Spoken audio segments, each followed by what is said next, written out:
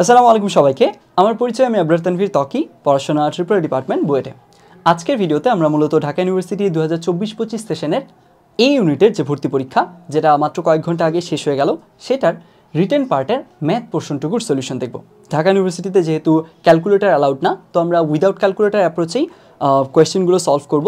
And এই ভিডিওটা কলেজের first year second year admission phase, যেই ফেজেই তুমি থাকো না কেন, সেই ভিডিওটা দেখতে পারবা। অ্যান্ড আই হোপ ওই কোরেসপন্ডিং টপিকটা যদি পুরোপুরি তোমার পড়া থাকে, তাহলে আসলে সলভগুলো ঠিকঠাক বুঝবা। কারণ আমি কোয়েশ্চেনগুলো পড়ার পরে সেটার যে সলভিং অ্যাপ্রোচ, এটা কেন নিচ্ছি, কী কাজ করতেছি, সেগুলো সব এক্সপ্লেন করে করেই আগাবো।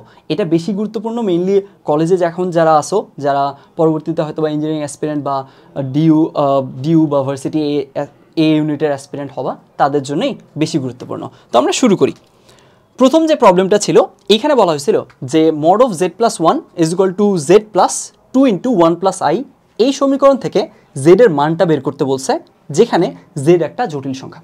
তো এখানকার এই প্রথম প্রশ্নটার যে ফার্স্ট কনসার্নিং যেটা ইস্যু, সেটা হচ্ছে যে অনেকে এই প্রশ্নটার থিমটাই ঠিক বুঝতে পারোনি। তাদের কেসে তাদের অ্যাম্বিগিউটি বা তাদের কনফিউশনটা যেখানে তৈরি হয়েছে, সেটা হচ্ছে এরকম যে এই সমীকরণ থেকে জেডের মান বের করতে বলছে, মানে কি মিন করছে আসলে, জেডের মান এখান থেকে বের করা বলতে কি চাইছে আর ওরা প্রশ্নে মেইন। তো এই ব্যাপারটা যদি আমি ক্লিয়ার করতে চাই, তাহলে এখানে একটু আমরা স্কুল লেভেলে যে আমরা ইকুয়েশন সলভ করতাম, সেটার কথা একটু আমরা তুলে ধরি। হ্যাঁ, স্কুল লেভেলে ধরে নাও আমরা 2x + 3 is equal two x - 5, খুবই সিম্পল একটা ইকুয়েশন লিখলাম। এখন সমীকরণ সমাধান করা বলতে মেইনলি কী বোঝায়? সমীকরণ সমাধান করা বলতে মেইনলি বোঝায় ওই সমীকরণের অজানা জিনিসগুলোর মান বের করা, তাই না? তো এই যে এইখানে অজানা জিনিস হলো x, তো আমার এই সমীকরণ সলভ করতে বললে এই x এর ভ্যালু চাওয়া হয়। তো এই যে আমরা স্কুল লেভেলে এত ছোট ছোট ইকুয়েশন সলভ করতাম, বা আমরা দ্বিঘাত মনে করো একটা দ্বিঘাত সমীকরণ সলভ করতেছি, x² - 5x + 4 is equal to 0, এইটা সলভ করতেছি। তো এইখানে আমাদের কোরেসপন্ডিং এক্সটা হচ্ছে চলক, এক্সটা অজানা, এক্সের মানটা বের করতে হবে, যার জন্য সমীকরণটা কি হবে, সিদ্ধ হবে। এই যে কাজগুলো করতাম, এগুলো আসলে কি করতাম বলো তো? এগুলোর সবসময় মানটা আমাদের কি আসতে হতো, বাস্তব আসতে হতো না। অর্থাৎ আমরা ইকুয়েশনগুলো সলভ করতাম রিয়েল ডোমেইনে, বুঝছি, বাস্তব কেসে, বাস্তব ডোমেইনে আমরা এই প্রবলেমগুলো, এই ইকুয়েশনগুলো সলভ করতাম। তো এইবার ওই সেম কাজটাই ইকুয়েশন সলভিংই তোমাকে দিছে। অর্থাৎ একটা ইকুয়েশন দেওয়া আছে, ওখানে একটা অজানা জিনিস আছে বা একটা চলক আছে। এখানে চলককে এই যে জেড, এই জেড চলকের একটা ইকুয়েশন দেওয়া আছে, সেই ইকুয়েশনটা সলভ করতে হবে। অর্থাৎ এই চলকের মানটা বা অজানা জিনিসের মানটাই আমাদের বের করতে হবে। সেই আগের টাস্কটাই, জাস্ট কি ডিফারেন্স হচ্ছে আমাদের ডোমেইনটাতে একটা এলিভেশন আমরা পাইছি। অর্থাৎ আগে এই যে প্রবলেমগুলো আমরা সলভ করতাম, এগুলো ছিল রিয়েল ডোমেইনে সলভ করতে হতো। এবার এই ইকুয়েশনটা আমাকে সলভ করতে হবে কিসে, কমপ্লেক্স ডোমেইনে। অর্থাৎ এইখানে আমাদের যে এই চলক বা অজানা জিনিস, সেটার ভ্যালু আসলে কমপ্লেক্স নাম্বারও আসতে পারে, বুঝছি। এইবার তার মানে আমাদের একটা ইকুয়েশন সলভ করতে হবে, ঘুরে ফিরে আমাদের এমন একটা জেডের মান বের করতে হবে, এক বা একাধিক জেডের মান, যেটার জন্য এই যে এই পুরো লাইনটা, এটা কি হবে, সত্য হবে, বুঝছি। জেডের ওই মানের জন্য বা ওই মানগুলোর জন্য এই ইকুয়েশনটা কি হবে, সিদ্ধ হবে। এরকম একটা ব্যাপার বা এরকম একটা কনসেপ্ট আমাদেরকে দেওয়া হয়েছে।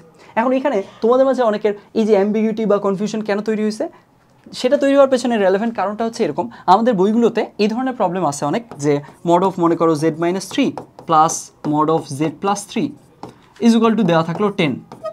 এইটা দিয়ে তোমাকে জিজ্ঞেস করছে যে এইটা মূলত কি নির্দেশ করে। তো এইটা মূলত কি নির্দেশ করে, তখন আমরা কি করি, এখান থেকে mod of z-3 mod of z+3, এটার পরিবর্তে আমরা মডের যে ফর্মুলা আছে সেটা অ্যাপ্লাই করি, অ্যান্ড ঘুরে ফিরে সবশেষে এখান থেকে আমাদের একটা উপবৃত্ত আসে। তো ওই যে একটা জটিল সংখ্যা দিয়ে প্রকাশিত আমাদের একটা এক্সপ্রেশন, সেটা কি মিন করে, আর এইখান থেকে তোমাকে ওই জটিল সংখ্যাটা সলভ করতে বলছে, এই দুইটাতেই হয়তো বা অনেকের একটু হলেও প্যাচ লাগতে পারে বা লাগছে অলরেডি, বুঝছি। তো এইখান থেকে এই জিনিসটা ক্লিয়ার হয়েছে। তার মানে এইটা দিয়ে আমাকে প্রশ্ন করতো যে এটা কী নির্দেশ করে। অর্থাৎ এখানে জেড যে চলকই থাকবে, এখানে চলকটাকে সলভ করতে বলেনি, বুঝছি। আর এইখানে আমাকে কি করতে বলছে, এইখানে মেইনলি এইখানে এই জিনিসটাতে বলছে যে এইটা দিয়ে, এই চলকটা যদি এইভাবেই আমরা রাখি, তাহলে এটা দিয়ে কি প্রকাশিত হয় বা এটা দিয়ে কি নির্দেশ করা হয়, তখন সেইটা জিনিস চাওয়া হয়েছিল। তো তখন সেখান থেকে আমরা ওই অনুযায়ী আগায় সেটা দেখতাম যে আসলে XY দিয়ে প্রকাশ করে নিলে সেখানে X আর Y এর মাঝে রিলেশন কি আসে, রিলেশনটা আসে উপবৃত্তের মতো, দ্যাটস ওয়াই এটা একটা উপবৃত্ত নির্দেশ করে। কিন্তু এখনকার টাস্ক আমাদের ওটা না, এখন হচ্ছে আমাদের টাস্কিংটা হচ্ছে সলভিংয়ের টাস্ক, বুঝছি? আমাদের এই জিনিসটা সলভ করতে হবে, অর্থাৎ জেডের এমন সব ভ্যালু বের করতে হবে যার জন্য এই ইকুয়েশনটা সিদ্ধ হবে।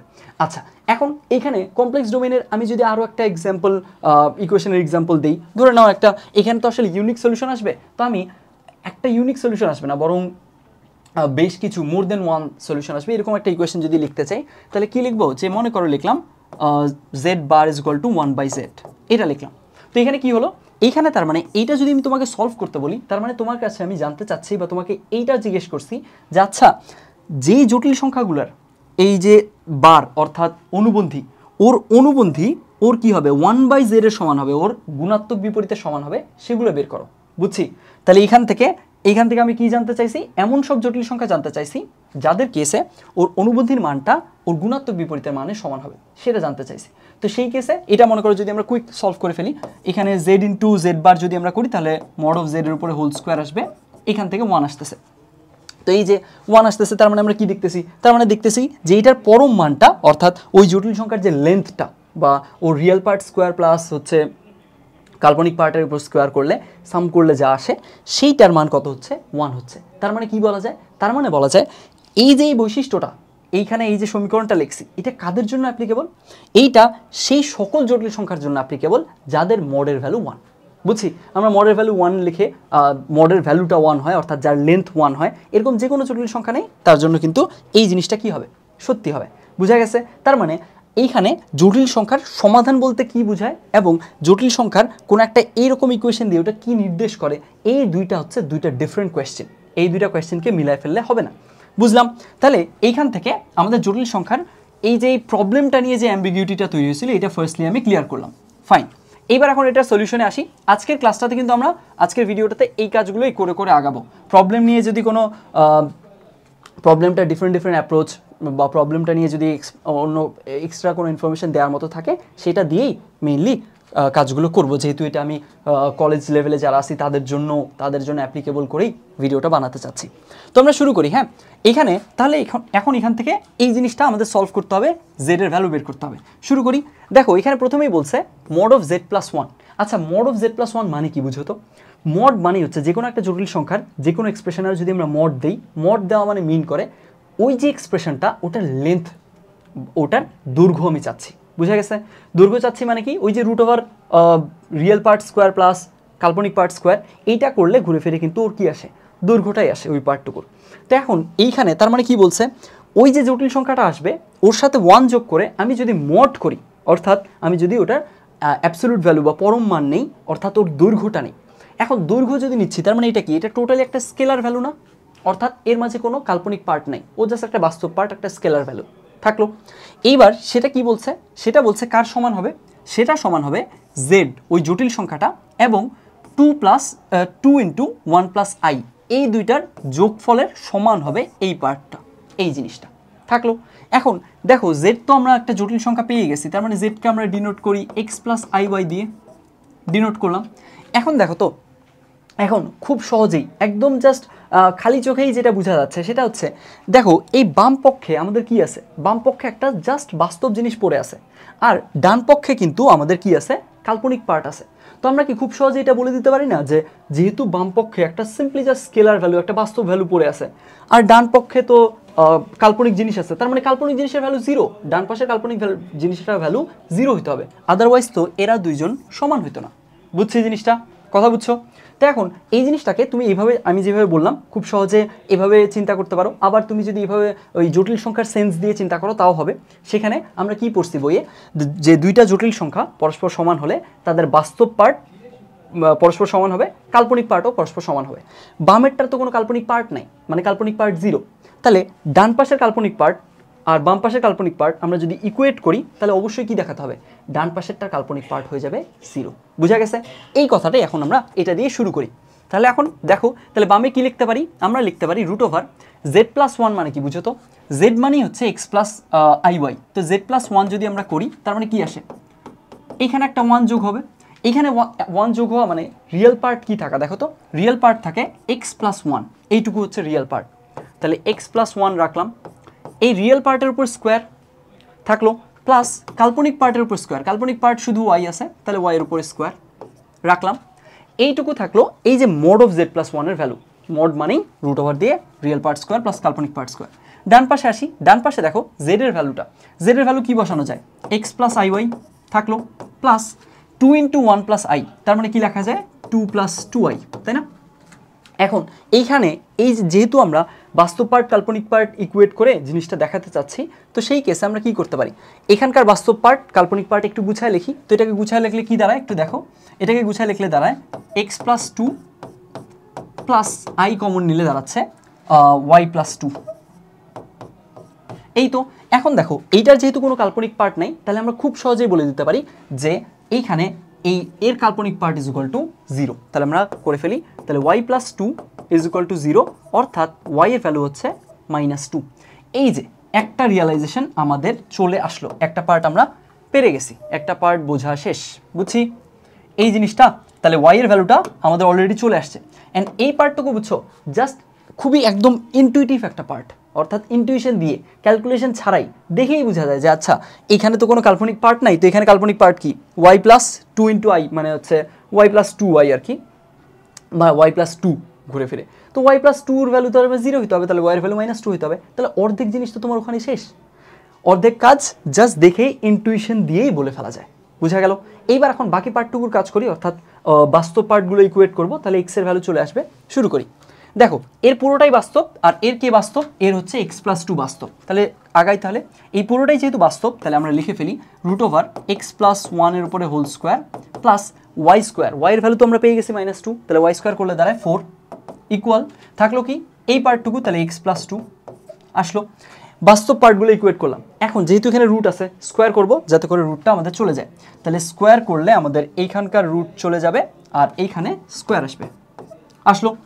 দেখো এখন এখানে আছে x + 1 হোল স্কোয়ার আর এখানে +1, এই জিনিসটা x + 2 এর উপর হোল স্কোয়ারের সমান। তাহলে আমরা আগাই, তাহলে দাঁড়াচ্ছে x² + 2x + 1 + 4, তার মানে 5 is equal two x² + 4x + 4 থাকলো। এখন এইখান থেকে x² ক্যান্সেল আউট হয়ে যাচ্ছে, এখানে 4x এখানে 2x, তার মানে 2x ওপাশে গেলে 2x ইজ ইকুয়াল টু 5 - 4, তার মানে হচ্ছে 1, অর্থাৎ x এর ভ্যালু হচ্ছে হাফ। এই তো পেয়ে গেলাম। তাহলে আমরা x এর ভ্যালু পেয়ে গেছি হাফ আর y এর ভ্যালু পেয়ে গেছি -2। এখন জটিল সংখ্যাটা কি ছিল, জটিল সংখ্যাটা ছিল z is equal two x + iy, তাই না? তাহলে জটিল সংখ্যাটা আমাদের কাঙ্ক্ষিত জটিল সংখ্যাটা তাহলে কি দাঁড়াচ্ছে, z ইজ ইকুয়াল টু দাঁড়াচ্ছে তাহলে হাফ -2i। এই তো এইটাই হচ্ছে আমাদের সলিউশন। দেখো বুঝছো কিনা? আমি কিন্তু পুরো ব্যাপারটা, যেহেতু আমি আগেই বলে নিছি যে এই ভিডিওটা আমি একাডেমিকে যারা আসো তাদেরকে সহ, যাতে অন্য কোনো এক্সট্রা করে ভিডিও বানাতে না হয়, এক ভিডিওতে আমি সবার বোধগম্য বানাবো, বোধগম্য করবো, দ্যাটস ওয়াই আমি একটু এক্সপ্লেন করে আগাইছি। বুঝা গেছে এটা? তাহলে প্রথমেই আমি অ্যাম্বিগুইটিটা ক্লিয়ার করছি যে এইটার সাথে ওই যে কি নির্দেশ করে, কোন শেপ নির্দেশ করে, এই জিনিসটা মিলাই ফেলা যাবে না। ওইটা ডিফারেন্ট জিনিস চায়, এটা ডিফারেন্ট জিনিস চাচ্ছে। এটা একটা কমপ্লেক্স ডোমেনে ইকুয়েশন সলভ করতে বলতেছে, ওটা ডিফারেন্ট জিনিস চাইতো, ওটা একটা শেপের আইডেন্টিফিকেশন চাইতো। তাহলে এখানে খুব সিম্পলি এই জিনিসটা চলে গেল। এখন এইগুলোর কেসে আমি কিন্তু একটা ইনটুইশন এর মাঝেই বলে ফেলছি, সেটা কি বলতো, এটা দেখেই একটু কমন সেন্স খাটায় আমাদের কিন্তু বলতে পারা উচিত ছিল যে এইখানে বুঝাই যাচ্ছে বামের কোনো ইমাজিনারি পার্ট নাই, তার মানে এখানকার এই টোটাল ইমাজিনারি পার্টটা 0 হবে, তার মানে ওয়াই এর ভ্যালু জাস্ট দেখেই বোঝা যায় ওয়াই এর ভ্যালুটা হবে -2। তারপরে ওয়াই এর ভ্যালুটা কাজে লাগালেই আমাদের রিয়েল পার্টটা ইকুয়েট করলে এক্স এর ভ্যালু চলে আসে। ফাইন, এই তো এই প্রথম প্রবলেম আমরা সলভ করে ফেললাম। আই হোপ জিনিসটা বুঝছো। পরের প্রবলেমে আসি। পরের প্রবলেমে বলছে দেখাও যে এই সমীকরণ থেকে ওই সমীকরণের বৃত্তদ্বয় পরস্পরকে, আচ্ছা এটা হয়তো বা এবং হতো, এইখানে বলছে যে দেখাও যে এই সমীকরণটা, অর্থাৎ এইটা একটা বৃত্ত এবং এই বৃত্তটা, এই বৃত্ত দুইটা পরস্পরকে স্পর্শ করে, এটা প্রথমত দেখাতে হবে।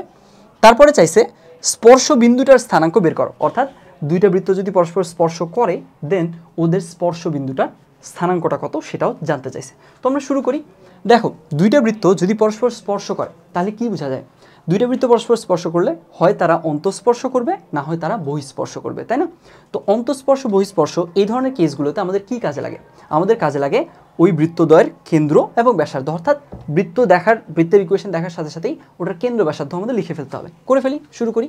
তো এইটার কেসে এর কেন্দ্র কত, এর কেন্দ্র হচ্ছে 2 - 3, ব্যাসার্ধ কত, ব্যাসার্ধ হচ্ছে 2² + 3² - 8, তাই না? তাহলে কত দাঁড়ায় 2 স্কোয়ার মানে 4, 3 স্কোয়ার মানে 9, 13, 13 থেকে 8 বাদ দিলাম 5, √5। বুঝছি? আর এর ভ্যালু একটু লিখে দিই, R is equal to √g square plus f square minus c। এই জিনিসটা অ্যাপ্লাই করছি, থাকলো। ঠিক একইভাবে এখানেও আমরা বৃত্তের কেন্দ্র ব্যাসার্ধ লিখে ফেলি।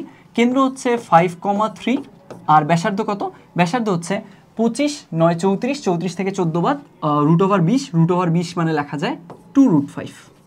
এই তো থাকলো। তাহলে কেন্দ্র ব্যাসার্ধ আমাদের সব লেখা থাকলো। এরপরের কাজ কি? যখন দুইটা বৃত্ত পরস্পর স্পর্শ করে, তো অন্তঃস্পর্শের শর্ত ছিল যে C1 C2 অর্থাৎ এদের কেন্দ্রদ্বয়ের যে দূরত্ব, এটা হবে mod of R1 minus R2 সমান। আর বহিঃস্পর্শের শর্ত ছিল C1 C2 কেন্দ্রদ্বয়ের দূরত্বটা ব্যাসার্ধ দুইটার যোগফলের সমান হবে। তো আমরা দেখি কোনটা হচ্ছে। C1 C2 বের করি।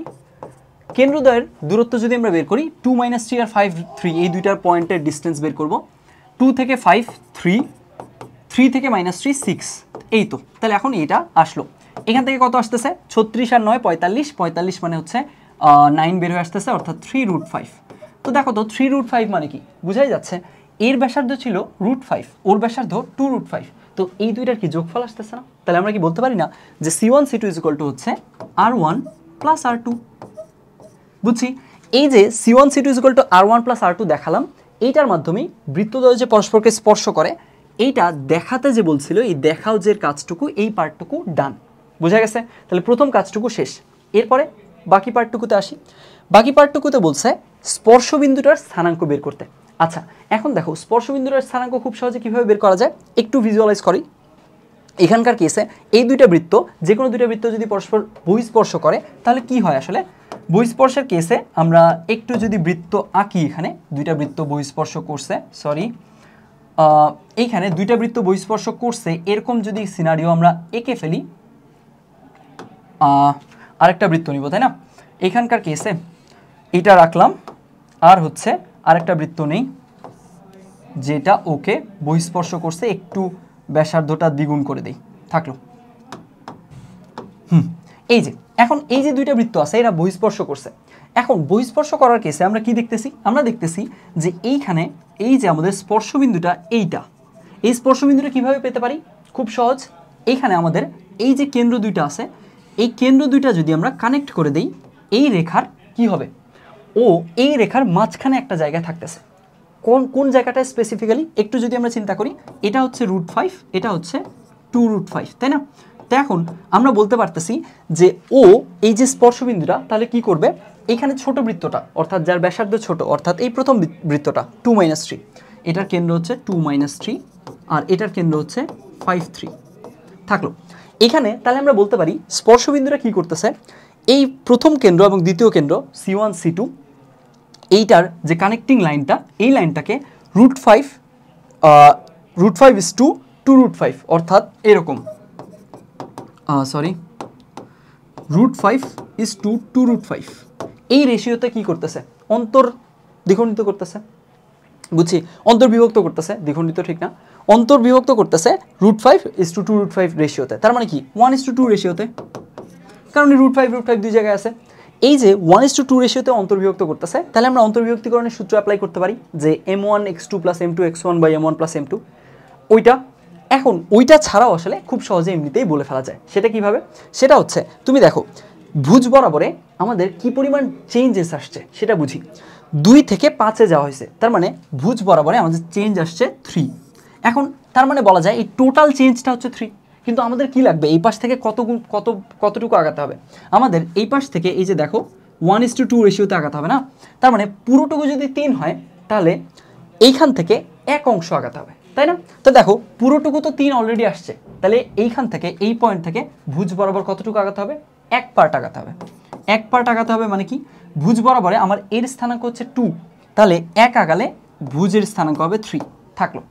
এরপরে দেখো এইখানে কোটির ডিফারেন্সটা দেখো, এইখানে ছিল -3, ওখানে হচ্ছে 6, ওখানে হচ্ছে 3, তার মানে ডিফারেন্সটা কত? ডিফারেন্সটা হচ্ছে 6।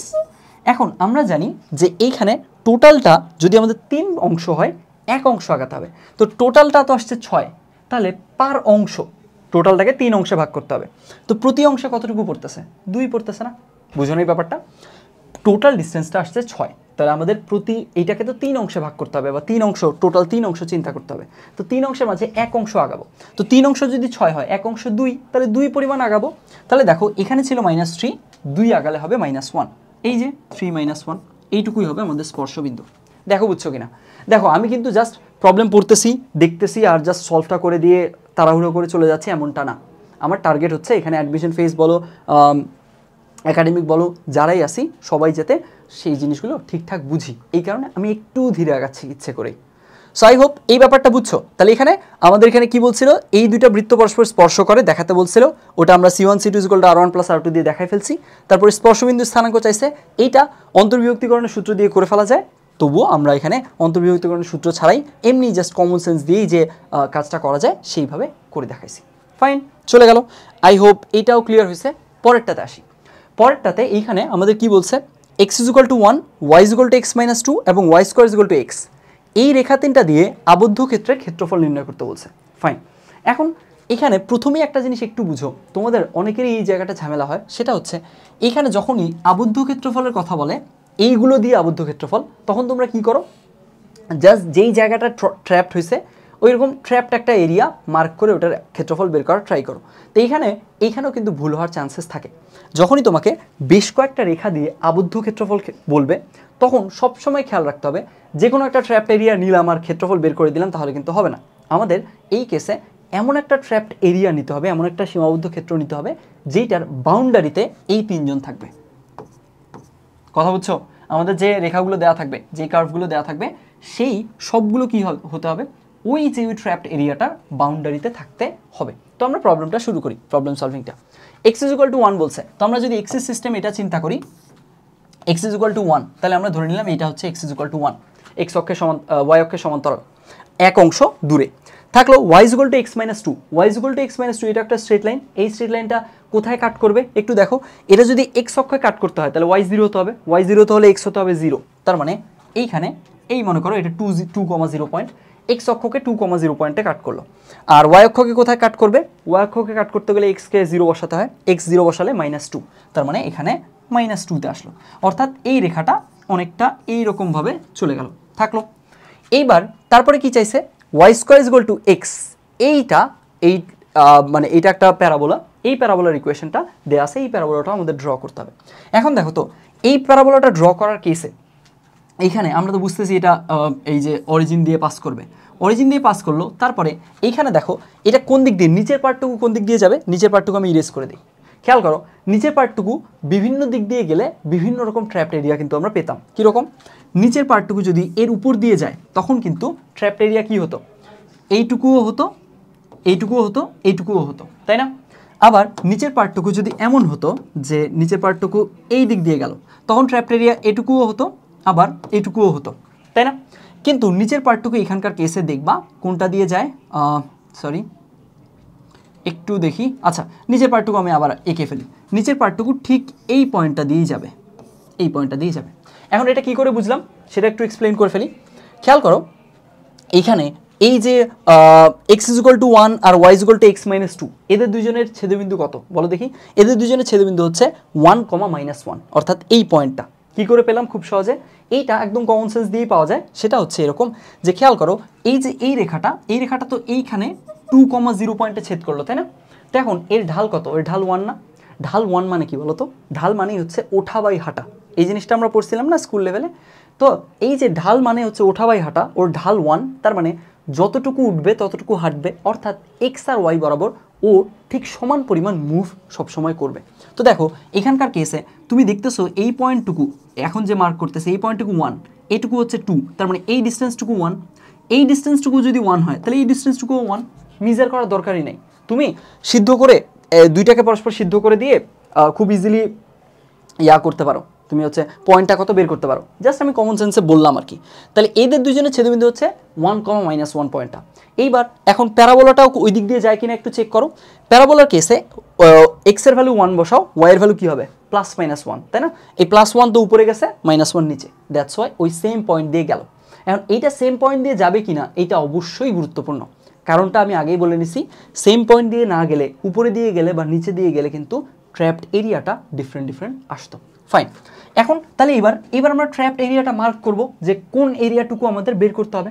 খেয়াল করো, আমি বারবার করে আগেই বলে নিছি, প্রবলেমটা জাস্ট পড়ার পরেই বলে নিছি, যখনই তোমাকে বেশ কয়েকটা কার্ভ দিয়ে বলবে ওদের দ্বারা আবদ্ধ ক্ষেত্রফল চাচ্ছি, তার মানে কি মিন করবে? তার মানে মিন করে যে ওই যে ট্র্যাপড এরিয়াটা, যে কোনো একটা ট্র্যাপড এরিয়া মার্ক করলাম আর ওটা বের করলাম তাহলে হবে না, বরং আমার এমন একটা ট্র্যাপড এরিয়া দেখতে হবে যেটার কি হবে, বাউন্ডারিতে এরা তিনজন থাকবে। বুঝছি? তো এখন দেখো এখানে কোন কোন এরিয়া ট্র্যাপড হয়েছে আমরা একটু চিন্তা করি। এই যে এইখানে আমরা যদি একটু ডিফারেন্টলি বলি, এই এরিয়াটুকু ট্র্যাপড হয়েছে, তাই না? এই এরিয়াটুকু ট্র্যাপড হয়েছে, কিন্তু এটার বাউন্ডারিতে কে আছে? প্যারাবোলা আছে, এই লাইন আছে, কিন্তু আমাদের এই স্ট্রেট লাইনটা নাই। ঠিক আছে, থাকলো। এইবার এই এরিয়াটুকু ট্র্যাপড হয়েছে, এইটার বাউন্ডারিতে কে আছে দেখো, এইটার বাউন্ডারিতে এই স্ট্রেট লাইন আছে, এইটা আছে, আবার প্যারাবোলার পার্টও বলতে পারো আছে। তার মানে কি? তার মানে এইখানকার কেসে এইটা নেওয়া যাবে, এই পার্টটুকু নেওয়া যাবে। এই পার্টটুকু নেওয়া যাবে কীভাবে? মানে ওভারঅল পার্ট হিসেবে। আচ্ছা তোমাকে আমি পুরোটাই আগে দেখাই। এই যে এইটুকু হচ্ছে আমাদের কাঙ্ক্ষিত এরিয়া। এখন কেন কাঙ্ক্ষিত এরিয়া একটু বুঝো। এইটুকু কাঙ্ক্ষিত এরিয়া কারণ হচ্ছে এইটার বর্ডারে প্যারাবোলা আছে, তারপরে হচ্ছে আমাদের এই স্ট্রেট লাইনটা y=x-2 আছে এবং x=1 আছে। বুঝা গেছে? তো এখানকার কেসে কোন ট্র্যাপড এরিয়াটা আমি বের করতেছি সবসময় সতর্ক থাকতে হবে। যে কোনো একটা ট্র্যাপড এরিয়া বের করলাম তাহলে কিন্তু হবে না, আমাদের একদম ডিজায়ার্ড ট্র্যাপড এরিয়াটাই এইভাবে ডিফাইন্ড হবে, এই ওদের বাউন্ডারিতে এরা থাকবে এইটা দিয়ে। ফাইন, তাহলে আমাদের এইটুকু বের করতে হবে, এই পার্টটুকু। এখন এই পার্টটুকুর কেসে তুমি দেখো তো এইটুকু কি? এইটুকু খুব সহজে এমনিতেই বের করে ফেলা যাচ্ছে না। কিভাবে? কারণ এইটুকু তো হচ্ছে একটা ট্রায়াঙ্গেল, এই ট্রায়াঙ্গেলটার এইটুকুর ভ্যালু হচ্ছে 1, এইটুকুও 1, তার মানে এর ক্ষেত্রফল কত? 1/2 × 1 × 1, তার মানে হাফ থাকলো এখানকার কেসে। তাহলে এর ক্ষেত্রফল আমরা পেয়ে গেলাম হাফ, থাকলো। এইটুকু বের করতে হচ্ছে না। এরপরে আসো, এখন দেখো এই যে উপরের প্যারাবোলা দিয়ে কতটুকু অংশ গৃহীত হচ্ছে সেই জিনিসটা যদি বের করতে যাই তাহলে কি হবে? আমাদের এই পার্টটুকুর মেজারমেন্ট লাগবে না? এই পার্টটুকুর মেজারমেন্ট কিন্তু লাগবে, তাই না? কারণ আমরা এক্স অক্ষের সাপেক্ষে যে ইন্টিগ্রেট করব, এক্স অক্ষের সাপেক্ষে ইন্টিগ্রেট করলে কি ডিফাইন্ড হয়? এক্স অক্ষের সাপেক্ষে ইন্টিগ্রেট করলে সবসময় ডিফাইন্ড হয় ওই পার্ট থেকে এক্স অক্ষের উপরে সবসময় লম্ব আঁকবো, লম্ব আঁকতে থাকবো একদম ইনিশিয়াল ফেজ এখান থেকে লম্ব আঁকতে থাকবো কত দূর যাব? একদম শেষ পর্যন্ত যাব। এই যে এইটা দিয়ে যতটুকু অংশ কালার্ড হচ্ছে বা ডিফাইন্ড হচ্ছে ওই পার্টটুকু আমরা বের করতে পারি, তাই না? কিন্তু এই পার্টটুকু পুরোটুকু যদি বের করি, পুরোটুকু বের করলে কি আমাদের কাঙ্ক্ষিত জিনিস বের হচ্ছে? বের হচ্ছে না, কিন্তু এক্সট্রা একটা জিনিস অ্যাড হচ্ছে। কোনটুকু বলো তো? এই যে নিচের পার্টটুকু, এই নিচের পার্টটুকু এক্সট্রা অ্যাড হচ্ছে। তো নিচের পার্টটুকু কি করতে হবে? এটা তো আমাদের লাগবে না, আনডিজায়ার্ড একটা জিনিস অ্যাড হয়ে যাচ্ছে, তো এটা মাইনাস করতে হবে এই জিনিসটা। তাহলে আমরা কি করব? মাইনাস করব। ওইটাও যেহেতু একটা ট্রায়াঙ্গেল, ওইটারও কষ্ট করে এরিয়া বের করতে হবে না, ইন্টিগ্রেট করে এমনিতেই বলে দিতে পারবো আমরা। ওইটার এরিয়া কত? ওইটার এরিয়া হচ্ছে এইখানে দেখো, এইখানে তোমার প্রথমে এই পয়েন্টটুকু লাগবে। এই পয়েন্টটা লাগবে মানে কি বুঝো?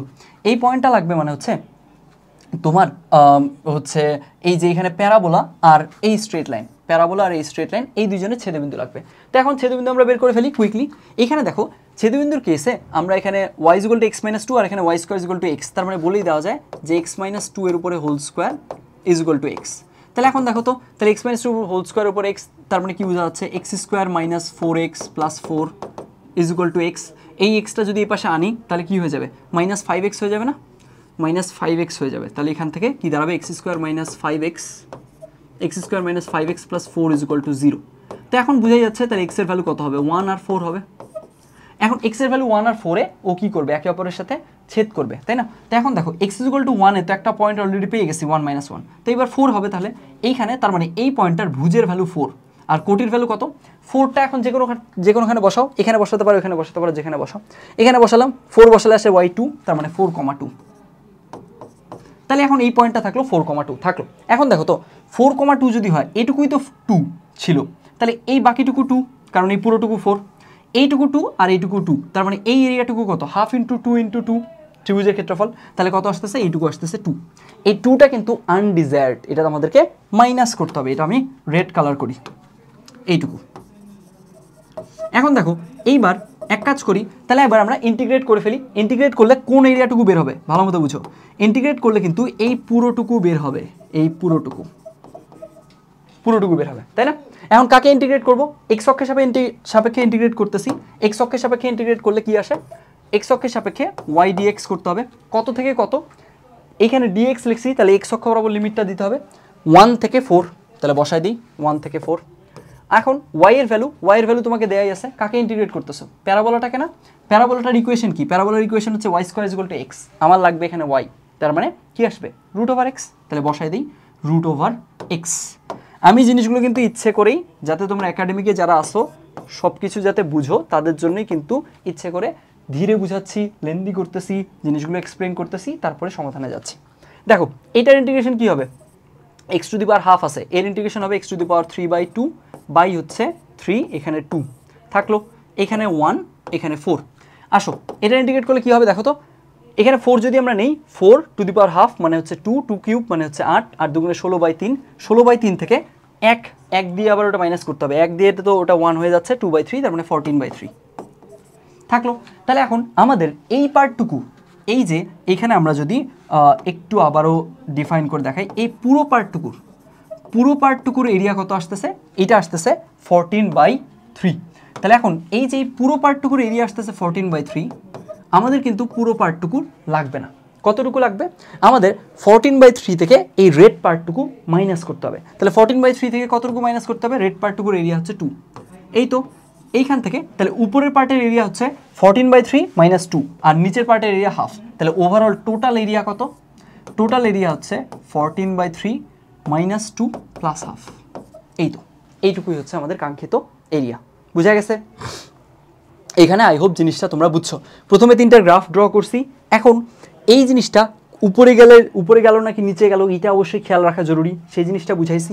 তারপরে সেইখান থেকে আমরা গ্রাফটা অ্যাপ্রোপ্রিয়েট করার পরে কোন এরিয়াটুকু অ্যাকচুয়ালি চাইছে সেই জিনিসটা কীভাবে ডিফাইন করব সেটা শিখাইছি। তারপরে ধীরে ধীরে ধাপে ধাপে কাজগুলো করছি। আই হোপ এই প্রবলেমটার সলিউশনও ঠিকঠাক তোমরা বুঝছো। সামনে আগাই। এইবার এখন তোমাকে এখানে কি বলছে? এইটাতে বলছে একটা টাওয়ারের উপর হতে মুক্তভাবে পড়ন্ত একটা বস্তু শেষতম সেকেন্ডে টাওয়ারের উচ্চতার 4/9 অংশ অতিক্রম করে, টাওয়ারের উচ্চতা কত? অর্থাৎ এইখান থেকে একটা বস্তু একদম ফ্রি ফলিং বডি, একদম মুক্তভাবে পড়ন্ত বস্তু, আদিবেগ শূন্য, কোনো বাধা পাচ্ছে না, এমনভাবে ফেলে দেওয়া হয়েছে, ওর লাস্ট সেকেন্ডে ওই টোটাল হাইটের 4/9 অংশটুকু অতিক্রম করছে। তাহলে এখান থেকে বলতে হবে টাওয়ারের হাইটটা কত ছিল। তো এবার আমরা একটু এই জিনিসটা ভিজুয়ালাইজ করি যে আসলে কী চাচ্ছে। এখানে আমরা যদি টোটাল হাইট এইটুকু বিবেচনা করি, থাকলো এইটার 4/9 পার্ট, আচ্ছা এই মনে করো 4/9 পার্ট থাকলো, এই 4/9 পার্ট 4/9 h, আমরা যদি পুরোটাকে h বলি, পুরোটাকে h বললে এইটার 4/9 h এই পার্টটুকু সে লাস্ট সেকেন্ডে গেছে, লাস্ট 1 সেকেন্ডে। তাহলে আমরা ধরেই নিলাম ও t সেকেন্ড ধরে পড়ছে, t সেকেন্ড সময় নিয়ে টোটাল হাইটটা পড়ছে, বুঝলাম। তাহলে এখন দেখো t সেকেন্ড হাইট নিয়ে যদি t সেকেন্ড সময় নিয়ে যদি টোটাল হাইটটা পড়ে, তাহলে t সেকেন্ড সময় নিয়ে ওর টোটাল হাইটটা পড়ছে, থাকলো। আর তাহলে কি আমরা বলতে পারি না এইটুকু হচ্ছে লাস্ট 1 সেকেন্ডে পড়ছে এইটুকু, তাহলে এখানকার টাইমটা হচ্ছে 1 সেকেন্ড, লাস্ট সেকেন্ডে এইটুকু পড়ছে। তাহলে এই যে উপরেরটা যেতে ওর কত টাইম লাগছিল? এইখানে তোমার টোটাল টাইম লাগছে 5 সেকেন্ড, লাস্ট সেকেন্ডেই তুমি এত অতিক্রম করছো, তাহলে বাকিটুকু কততে অতিক্রম করছো? 4 সেকেন্ডে। এরকম ঘটনাটা। তাহলে এখানকার কেসে এইটুকু হবে কত? t-1 সেকেন্ড থাকলো। এইখানে এইটুকু যদি 4/9 h হয়, তাহলে টোটালটা যেহেতু h, তাহলে বাকিটুকু কত? 5/9 h, বুঝছি? 5/9 h। তাহলে আমি ডান পাশে সব হাইট রিলেটেড ভ্যারিয়েবলগুলো লিখছি, বাম পাশে সব টাইম রিলেটেড ভ্যারিয়েবলগুলো লিখছি। এখন দেখো এইবার এইখানকার কেসে এই দুইটাতে আমরা এখন কি করব? এমনভাবে কাজগুলো করব যাতে টোটাল টি পাই, টোটাল টি পেলেই টোটাল এইচ পেয়ে যাব। এখন এইটার কেসে আমরা খুব সহজে যেই কাজটা করি বা যেই ওয়েতে আমরা আগাই সেটা হচ্ছে কীরকম, যে খুব সিম্পলি এখানে আমরা বলেই দিছে যে শেষতম সেকেন্ড, তাহলে টি সেকেন্ড যদি গতিতে থাকে তাহলে শেষতম সেকেন্ডে বা টি-তম সেকেন্ডে অতিক্রান্ত দূরত্ব কত? হাফ জি 2t-1, তাই না? ইউ তো নাই, half G 2t-1 is equal two আমরা তখন কি লিখি? এই যে এরকম half G 2t-1 is equal two আমরা লিখি এখানে টোটাল হাইট হচ্ছে হাফ জি টি স্কোয়ার ইন্টু এর কত? 4/9 পার্ট। তখন এখান থেকে হাফ জি চলে যায়, তারপরে টি এর একটা দ্বিঘাত সমীকরণ আছে, টি এর সমীকরণ সলভ করে সেখান থেকে আমরা টি এর ভ্যালুটা আবার হাফ জি টি স্কোয়ারে বসালে টোটাল হাইটটা পাওয়া যায়, তাই না? এখন এই জিনিসটা আসলে এইভাবে অবশ্যই করা যায়, অবশ্যই এইভাবে এটা একটা ভ্যালিড সলভ, কিন্তু আমি এই জিনিসটাকে যেভাবে চিন্তা করতে পছন্দ করি সেটা হচ্ছে আমার এখানে দেখো হাইটের রেশিও আছে না? হাইটের রেশিও আছে মানে কি? আমরা তো একদম স্কুল লেভেলে একটা জিনিস পড়ে আসছি, সেটা হচ্ছে গ্যালিলিওর পড়ন্ত বস্তুর সূত্র, 3টা সূত্র পড়ছি, তাই না? তো এখানে যেহেতু আমাদের হাইটের রেশিও আছে, টাইমের ওই ধরনের রেশিও আছে বা টাইমের অ্যামাউন্টটা আছে, তাহলে আলটিমেটলি আমরা খুব সহজে জাস্ট রেশিওটা অ্যাপ্লাই করলেই তো টাইমটা পেয়ে যাই। বুঝছো কথাটা? গ্যালিলিওর কেসে যে থার্ড সূত্রটা, একদম গ্যালিলিওর পরন্ত বস্তু থার্ড সূত্রটা কী ছিল? H proportional to T square, তাই না? তো একটা পরন্ত বস্তু এই টি টাইমে যদি এইচ হাইট নামে, তার মানে বোঝাই যাচ্ছে যে এইচটা আসলে টি স্কোয়ারের প্রপোর্শনাল হবে। তো ওই জিনিসটাই যদি আমরা এখানে অ্যাপ্লাই করি যে H proportional to T square, তাহলে দেখো তো কী আসে। এখানে তুমি বুঝতেছো যে t-1 টাইমে সে যায় 5/9h থাকলো, তাহলে এখান থেকে 5/9h এইটুকু থাকলো। আর টোটাল টাইম টিতে সে টোটাল হাইট যায় h থাকলো, নিচে রাখলাম। তাহলে এই যে এইচের যারা লিখলাম, টি এর ওই করেসপন্ডিং জিনিসগুলো লিখবো। এই হাইট গেছেও t-1 সেকেন্ডে, আর এই হাইট গেছে টি সেকেন্ডে। এখন এইটার কীভাবে সব প্রপোর্শনাল? স্কোয়ার আকারে প্রপোর্শনাল, তাহলে এই পুরোটার উপরে আমরা স্কোয়ার দিতে পারি, থাকলো। এই যে পুরোটার উপরে স্কোয়ার দিলাম, এখন এইখানকার কেসে এই এইচ আর এই এইচ তো ক্যান্সেল হয়ে গেল। এইটুকুকে কি এইভাবে লেখা যায় না? দেখো তো একটু, নিচে যেহেতু টি আছে তার মানে কি লেখা যায়? 1-1/t, এর উপরে হোল স্কোয়ার দেওয়া যায়, থাকলো। এখন তার মানে আমরা ডাইরেক্ট কি লিখতে পারবো? ডাইরেক্ট আমরা লিখতে পারবো 1-1/t ইজ ইকুয়াল টু হচ্ছে 5/9 ছিল, তো আমরা তো রুট তুলে দিছি, তাহলে √5/3 থাকলো। এখান থেকে খুব সহজে একদম ডিরেক্ট আমরা টি এর মানটা পেয়ে গেলাম।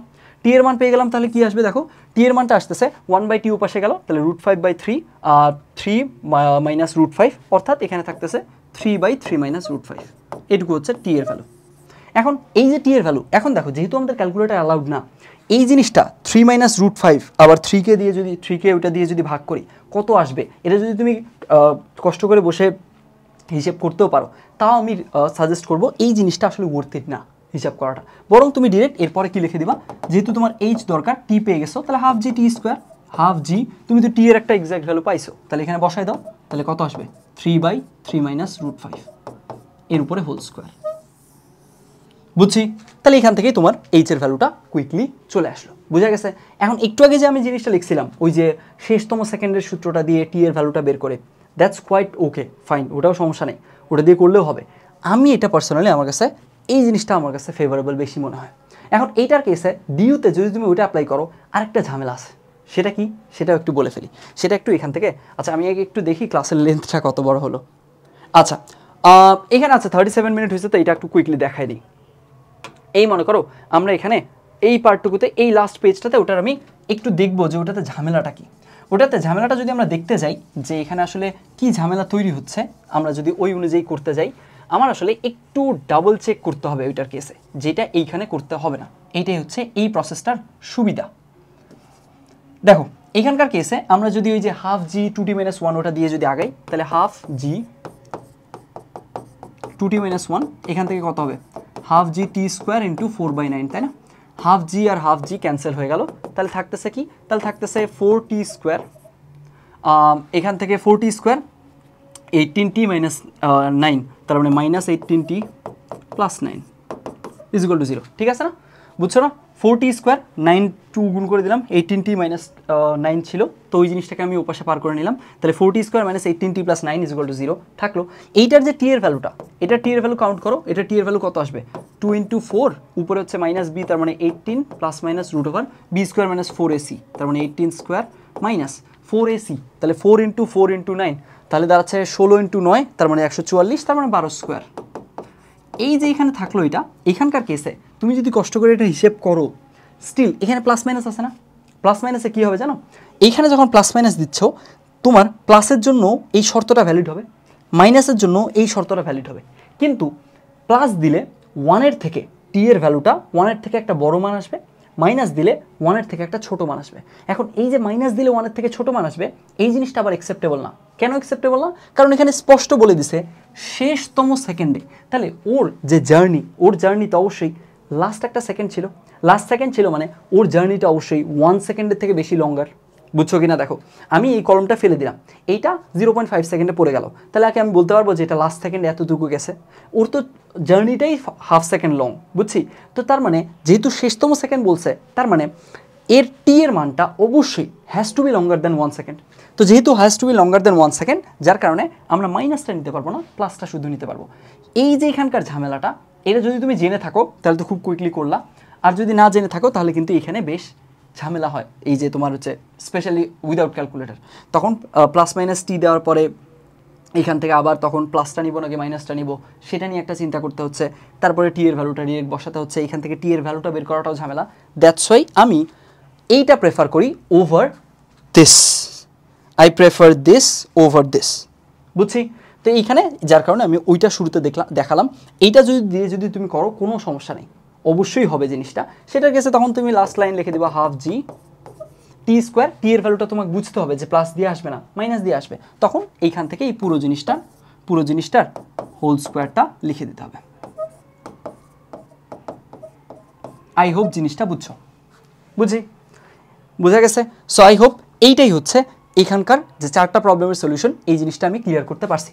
আমি চেষ্টা করছি একদম একাডেমিক লেভেলে কলেজের ফার্স্ট ইয়ারে যে ছেলেটা আছে সেও যাতে এই পুরো ভিডিওটা দেখলে এই 4টা প্রবলেমের ওর যাতে টপিকটার মিনিমাম বেসিক জানা থাকলেই ওর প্রবলেম সলভিংয়ের যে অ্যাপ্রোচ এবং প্রবলেমের পুরো সলিউশনটা সেটা তার বোধগম্য হয়। এই কারণে আমি কিন্তু কিছুটা হলেও বারটা নিচে নামায়, বার বা স্ট্যান্ডার্ডটা নিচে নামায় আমি একটু টাইম নিয়ে ধীরে ধীরে বলে সবগুলোর প্রবলেমটার প্রেমিসটা ক্লিয়ার করে, কোনো যদি অ্যাম্বিগুইটি থাকে সেটা ক্লিয়ার করে তারপরে কিন্তু প্রবলেমটার সলিউশনে গেছি। আই হোপ এখানকার 4টা প্রবলেমের সবগুলোই ক্লিয়ার হয়েছে। অ্যান্ড আমার পার্সোনাল ওপিনিয়ন হচ্ছে ঢাকা ইউনিভার্সিটিতে কিন্তু এত লেন্দি বা একটু বেশি ক্যালকুলেশন টেকিং, অথবা তুমি বলতে পারো যে কমপ্লেক্সিটি লেভেল থেকেও এত বেশি কমপ্লেক্স রিটেন প্রবলেম কিন্তু আগে আসেনি, বুঝছি?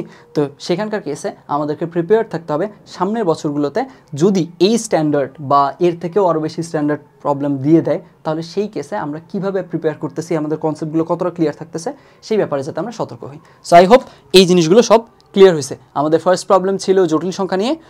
জটিল সংখ্যার তো এখানে আমি প্রবলেমটা সলভ করার পাশাপাশি এখানে একটা ইনটুইটিভ একটা থট দিছিলাম যে দেখি কীভাবে বলে দেওয়া যায়। তারপরে সেখান থেকে সেকেন্ড প্রবলেমে আসলাম। সেকেন্ড প্রবলেমে একটু টেকনিক্যালি আগালেই প্রবলেমটা দেখে মনে হচ্ছে খুব বড়, কিন্তু আসলে অতটা বড় হবে না। এই প্রবলেমের কেসে আসলেই বেশ কয়েকটা স্টেপ ছিল, অ্যান্ড এই ধরনের প্রবলেম সাধারণত ডিউ রিটেনে আসে না। এখানে 3টা কার্ভ দেওয়া ছিল, বড় জোর আসলে 2টা কার্ভ আসার কথা। এরপরে এই চতুর্থ প্রবলেমটা, এটা আমার কাছে মনে হয়েছে যে রেশিও দিয়ে করলে বেশি এফিশিয়েন্ট। এখানে রেশিও দিয়ে করলে, আচ্ছা ছোট্ট একটা পয়েন্ট ক্লিয়ার করে নিই, যে জিনিসটা বলা হয়নি সেটা হচ্ছে এইখানে তুমি জিজ্ঞেস করতে পারো, আচ্ছা ভাইয়া এই যে এখানকার কেসে আমার এখানে প্লাস মাইনাসের একটা ঝামেলা তৈরি হচ্ছে, আপনার এখানে কেন তৈরি হচ্ছে না? আপনার এই স্টেপে আসলে ঝামেলাটা তৈরি হতে পারতো কি হলে, আমি যদি এখানে এই যে রুট যে করছি, উভয় পাশে রুট করে দিছি না স্কোয়ার তোলার জন্য, রুট যে করছি সেখান যদি আমি প্লাস মাইনাস নিতাম তাহলে ওই একই ঝামেলা আমার এখানেও তৈরি হতো। এখন কথা হচ্ছে প্লাস মাইনাস আমি কেন নেইনি সেটা বলে নেই, সেটার লজিক্যাল ব্যাকগ্রাউন্ডটা হচ্ছে এখানে দেখো, এখানে তো স্পষ্ট বলছে শেষতম সেকেন্ড মানে কি? শেষতম সেকেন্ড মানে ওর জার্নিতে লাস্ট 1 সেকেন্ড আছে, মানে ওর জার্নিটা 1 সেকেন্ডের থেকে বেশি। ওর জার্নি যদি 1 সেকেন্ডের থেকে বেশি হয় তার মানে টি এর মান 1-এর থেকে বড়। এইখানে দেখো এই যে এই টার্মটা খেয়াল করো, এখানে যদি টি এর মান 1-এর থেকে বড় হয় তার মানে অবশ্যই এইটা হবে কি? এইটা হবে 1-এর থেকে ছোট। এই যে জাস্ট যেটা মার্ক করা আছে এই টার্মটুকু, এটা যেহেতু 1-এর থেকে ছোট হবে তার মানে 1 মাইনাস সামথিং করতেছি, 1 মাইনাস 1-এর থেকে ছোট কিছু একটা, তাহলে কি হবে? এটা অবশ্যই পজিটিভ হবে না। দ্যাটস ওয়াই আমি কিন্তু পজিটিভ ভ্যালুটাই নিছি। পজিটিভ ভ্যালুটা কেন নিছি সেটার কারণটা ব্যাখ্যা করে দিলাম। এই তো, ভালো থেকো সবাই। আশা করা যায় আজকে যেগুলো প্রবলেম বুঝাইছি সেই জিনিসগুলো ক্লিয়ার হয়েছে। আর সামনে এই বছরেরই জাস্ট 2 দিন আগে যে বুয়েট পরীক্ষা হলো সেটার যে প্রবলেমগুলো আছে সেই জিনিসগুলো একেবারে ধারাবাহিকভাবে আমি প্রত্যেকটা প্রবলেম ধরে প্রত্যেকটা কনসেপ্ট একটু ধীরে ধীরে হলেও বলে ক্লিয়ার করে ইন্ডিভিজুয়ালি প্রত্যেকটা প্রবলেমের এগেনস্টে আমি ইন্ডিভিজুয়াল ভিডিও বানায় একটা প্লেলিস্ট দিব, সেটা ফলো করতে পারো। সেইখান থেকেও তোমাদের আই হোপ বেনিফিশিয়াল তোমরা হবে। থ্যাংক ইউ, আসসালামু আলাইকুম।